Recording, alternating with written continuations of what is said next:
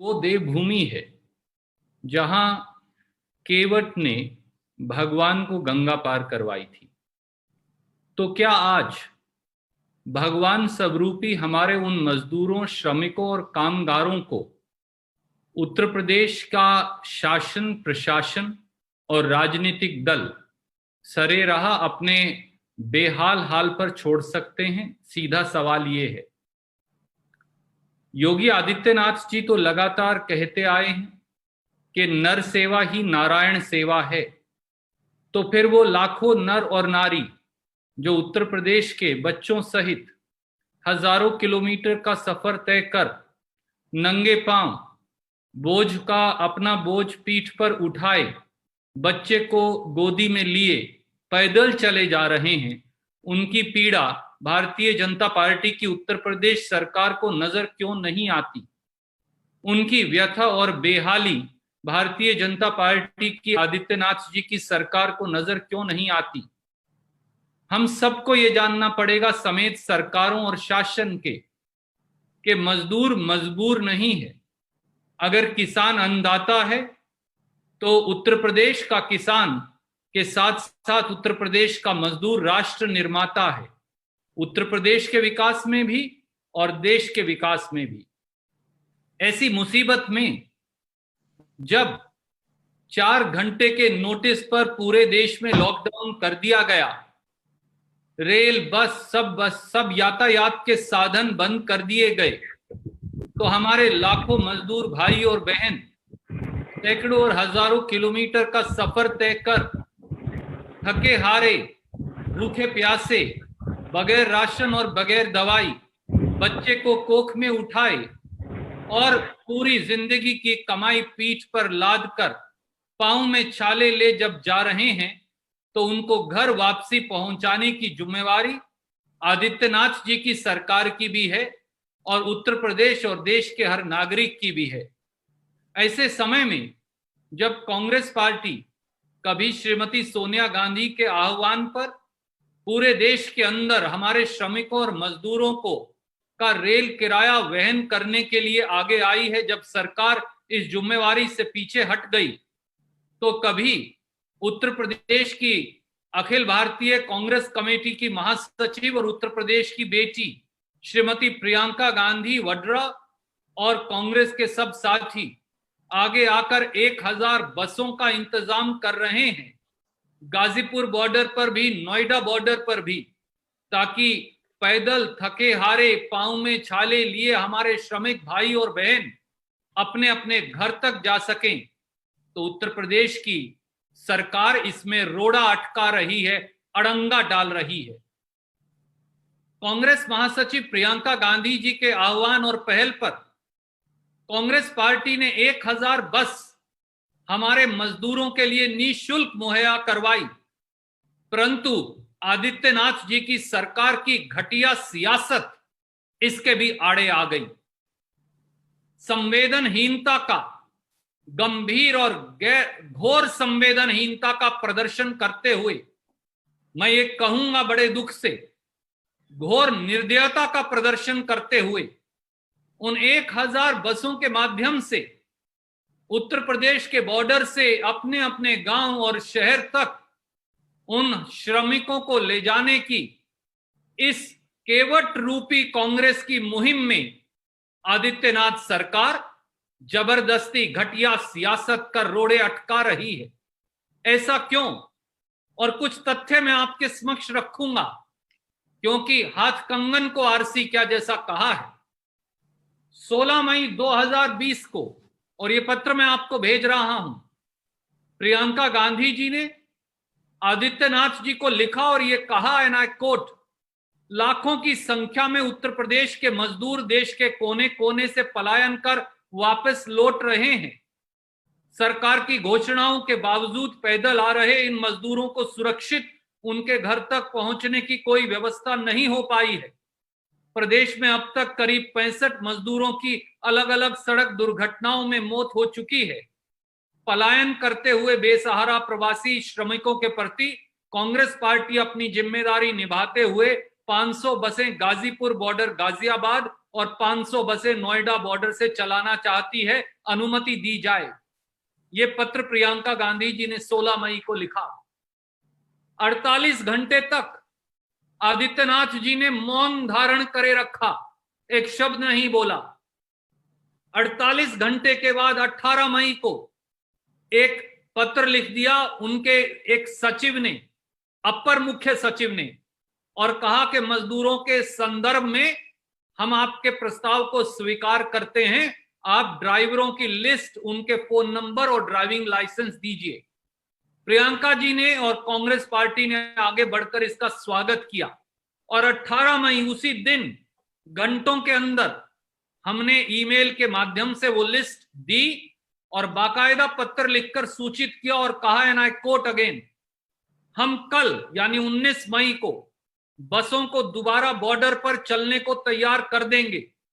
1000 बसों से अधिक की सूची इस ईमेल के साथ अटैच की गई है। 1096 बसों की सूची हमने दी और कहा इनमें से कुछ चालकों का दोबारा वेरिफिकेशन कर उनकी सूची भी कुछ घंटों में आप तक पहुंचा देंगे। 18 मई को हम ये पत्र लिखते हैं, पूरा दिन निकल जाता है, कोई जवाब आदित्यनाथ जी का आता नहीं। रात को 11:40 पर, साथियों समय देखिए, मंशा देखिए, दुर्भावना देखिए, निर्दयता देखिए, राजनीतिकरण देखिए, पक्षपात देखिए, संवेदनहीनता देखिए। रात को 11:40 पर वही अपर मुख्य सचिव चिट्ठी लिखते हैं और चिट्ठी लिखकर कहते हैं, रात को 11:40 18 मई 2020, कहते हैं इन बसों का फिटनेस सर्टिफिकेट, ड्राइविंग लाइसेंस के साथ इन सारी बसों को कल यानी 18 मई 11:40 रात को चिट्ठी लिख रहे हैं, सुबह 10 बजे वृंदावन योजना लखनऊ में उपलब्ध करवाएं। आप मुझे बताइए, रात को 11 बजे 18 मई को पत्र लिखकर कह रहे हैं ये सारी बसें फिटनेस सर्टिफिकेट, ड्राइविंग लाइसेंस के साथ सुबह 10 बजे लखनऊ में उपलब्ध करवाइए।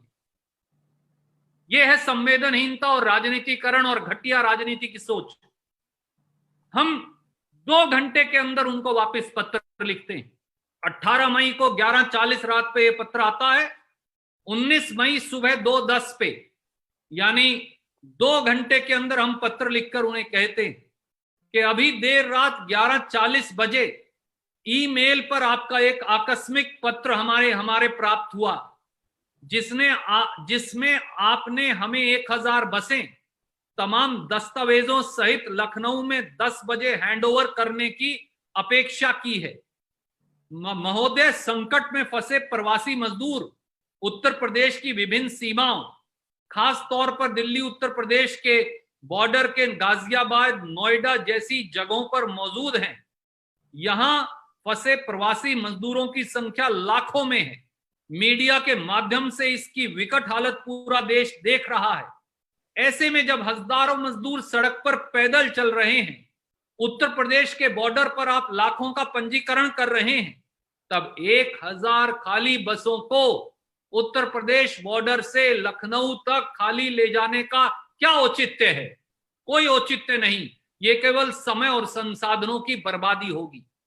2 घंटे में हम ये पत्र लिखते और अगले दिन 11:05 पर जवाब आता है कि अच्छा, अब लखनऊ मत दीजिए, अब आप ये सारी बसें 500 बसें नोएडा और 500 बसें गौतम बुद्ध नगर में 12 बजे तक उपलब्ध करवाइए। बदनीयती की हद देख लीजिए। 19 मई 2020 को 11:05 पर पत्र लिखकर 12 बजे तक आप 1000 बसें मांग रहे हैं और उसके साथ 4 शर्तें लगा देते हैं। कहते हैं बस का परमिट भी दीजिए सर्टिफाई करवाकर, बस का फिटनेस सर्टिफिकेट भी दीजिए, बस की इंश्योरेंस भी दीजिए, बस का ड्राइविंग लाइसेंस का अलग से कॉपी दीजिए, और ये सब 1 घंटे के अंदर 1000 बसें इन बॉर्डर्स के ऊपर उपलब्ध करवाई। ये हालत है। उसके बावजूद भी हम 12:15 पर, यानी 1 घंटा 10 मिनट के अंदर फिर पत्र लिखते हैं और कहते हैं कि आपका पत्र 19/5/2020 11:05 सुबह मिला। इस संदर्भ में बताना चाहते हैं कि कुछ बसें राजस्थान से आ रही हैं और कुछ बसें दिल्ली से। 5 बजे तक हम सारी बसें उपलब्ध करवा देंगे और ये एक ऐतिहासिक कदम होगा अगर उत्तर प्रदेश सरकार कांग्रेस के साथ मिलकर सेवा का ये कदम उठाएगी। दोस्तों, साथियों, उत्तर प्रदेश की सरकार का व्यवहार देखिए। पहले कहते हैं, रात को 11:40 पर कहते हैं कि सुबह 10 बजे तक 1000 बसें लखनऊ लेकर आओ। जब हम उनकी इस बदनीयती को, संवेदनहीनता को, निर्दयता को पत्र लिखकर फिर उजागर करते हैं, तो फिर कहते हैं कि 1 घंटे के नोटिस पर अब नोएडा और गाजियाबाद लेकर आओ। जब हम नोएडा और गाजियाबाद लेकर गए तो उस समय बोले लखनऊ लेकर आओ। अब कहते हैं कि नोएडा गाजियाबाद लेकर आओ। अब हम 5 बजे तक वहां बसें ला रहे हैं और इस समय 500 के करीब बसें वहां दोनों बॉर्डर्स के ऊपर इकट्ठी हो गई हैं। 500 से 600 बसें इस समय मौके पर खड़ी हैं। तो प्रशासन कहता है कि हमें ऊपर से कोई सूचना ही नहीं आई। आदित्यनाथ जी, आप ये कहा करते थे कि नर सेवा नारायण सेवा है। अगर मोदी नारायण सेवा है, इसे वाकई में अपने मन की जो विरोधाभास है या अपने मन में जो मैल है, उसे गंगा जी के पानी से साफ कर कम से कम अब सेवा में लग जाए। ये हमारा आदित्यनाथ जी को सलाह भी है और विनम्र निवेदन भी। मैं इसमें थोड़ा सा ऐड कर सकती हूँ क्या? Please go ahead. मेरा सिर्फ ये कहना है कि मुख्यमंत्री जी लगातार इसका राजनीतिकरण कर रहे हैं। प्रियंका जी ने अच्छे भाव से, अच्छी नीति और नियत के चलते ये ऑफर किया था कि ये हम 1000 बस चलाएंगे और ये हम अपने खर्चे में चलाएंगे, हमें इसकी अनुमति दी जाए। इसका कहीं भी हमने राजनीतिकरण नहीं किया था। हमारे नेताओं ने, शुक्ला जी ने या सुरजेवाला जी ने तो ये तक कह दिया है, आप इस पे अपनी फोटो और अपने झंडे लगा दीजिए।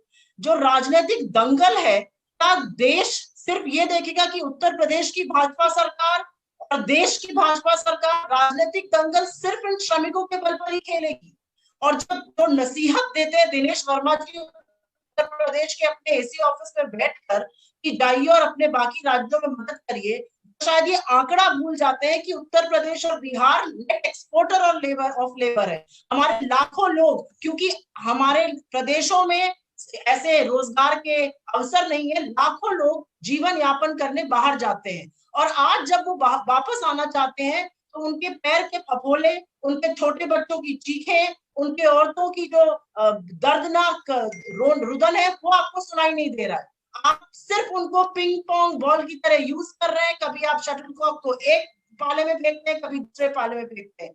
16 मई का लिखे गए पत्र पर आपका जवाब 18 मई तक नहीं आया और आपके शीर्ष मंत्री और यहाँ तक कि मुख्यमंत्री योगी आदित्यनाथ जी, आपने भी 17 तारीख को टेलीविजन पर बैठकर लोगों को बरगलाने की बात करी। आपने झूठ बोला कि आपने सूची मांगी है, जबकि औपचारिक सूची जो थी मांगी गई हमसे सिर्फ 18 तारीख को। तो मेरा सिर्फ कर बंद करके ये कहना है कि कहीं ना कहीं आप लोगों की मदद को सर्वोपरि करिए, आप जन कल्याण को सर्वोपरि करिए। हम इसका राजनीतिकरण नहीं करना चाहते हैं। आप भी आशा करते हैं आप इसका राजनीतिकरण मत करिए। ये देश की जनता है, हमारे अपने प्रदेश की जनता, ये हमारे अपने लोग हैं। आप इन पर इतना गंदा राजनीतिक दंगल क्यों खेल रहे हैं? वो किसी और दिन खेल लिया जाएगा। धन्यवाद सुप्रिया जी। अगला सवाल आनंद पटेल जी पूछना चाहते थे। Sir Anand ji, please ask your question. Go ahead Anand. So my question is about the reaction which is coming from Union Minister General V.K. Singh. He has said that this is nothing but politics of opportunism. If at all Congress was serious, it should have sent the buses from states which are ruled by Congress, like Punjab, Maharashtra and Rajasthan, etc. And also he said that this is being done at a point of time when the economy is being opened up and this is a conspiracy.